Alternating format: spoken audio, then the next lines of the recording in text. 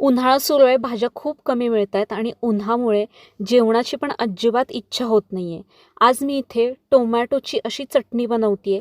झणझणीत होते, चमचमीत होते. तर तोंडाला चव तर याने नक्कीच येईल. बनवायला पण खूप सोपी आहे. टोमॅटो तर ऑल सीझन आहे, नेहमी ते उपलब्ध असतात. पण इथे मी लाल छान पिकलेले असे टोमॅटो घेतलेत, स्वच्छ धुवून घेतले आणि अगदी मोठ्या मोठ्या अशा फोडी करून घेतल्या. जास्त बारीक करायची गरज नाही. अशा मोठ्या मोठ्या 4 टोमॅटोच्या मी इथे फोडी करून घेतलेल्या आहेत. ही चटणी मी मातीच्या भांड्यात बनवते आहे.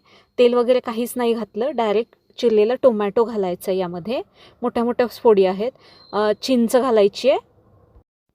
यामध्ये आपण पाणी घालत नाही आहे, त्यामुळे इथेच या स्टेजला मी इथे मोठं मीठ घालते आहे आणि यावरती झाकण ठेवून आरामात याला शिजू द्यायचं आहे. तुमचं बाकीचं काही काम असेल तर ते करून घेऊ शकता.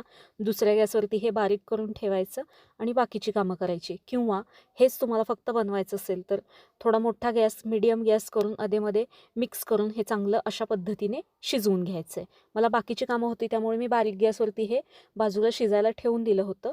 आता टोमॅटो अगदी चांगला मऊ झाला आहे आणि त्यामध्ये आपण मीठ पण टाकलं होतं, त्यामुळे चिंचेला, टोमॅटोला चांगलं पाणी सुटलं आहे बघा. वरून एक्स्ट्राचं पाणी यामध्ये अजिबात वापरलेलं नाही आहे मी. आता हे सगळं चांगलं अगदी गार करून घ्यायचं आहे आपल्याला. आता हे गार झाल्यानंतर मिक्सरच्या भांड्यामध्ये घालते आहे. अजिबात हे गरम असताना घालायचं नाही.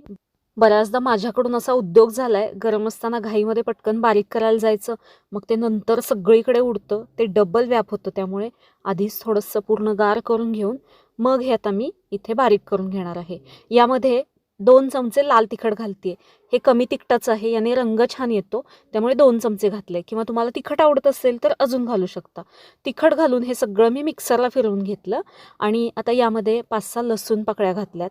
या देखील मिक्सरला मी फिरवून घेतल्या. पाण्याचा वापर मी इथे केला नाही आहे अजिबात.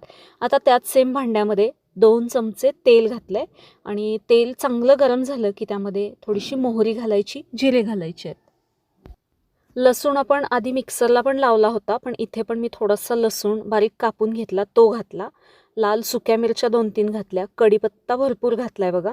आणि हा लसूण अगदी खरपूस खमंग आपल्याला छान याचा हलकासा रंग बदलेपर्यंत मी इथे परतून घेतला आहे. आता यामध्ये हिंग घालायचं आहे.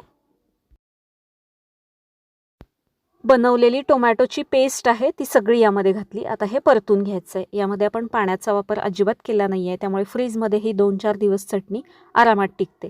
चांगलं परतून घ्यायचं. आता झाकण ठेवायचं आणि हे शिजवून घ्यायचं. 4 ते 5 मिनिटे झाकण ठेवून मी हे शिजवून घेतलं. इथे पाहताय तुम्ही, यापासून तेल वेगळं होतं आहे, म्हणजे ही चटणी आपली तयार झाली आहे. अगदी काही मिनटामध्ये झटपट होते. खूप काही साहित्य नाही आहे, घरच्या साहित्यात बनून तयार होते.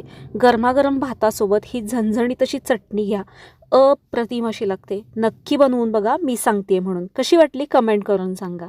आवडल्यास लाईक, शेअर, सबस्क्राईब करा. धन्यवाद.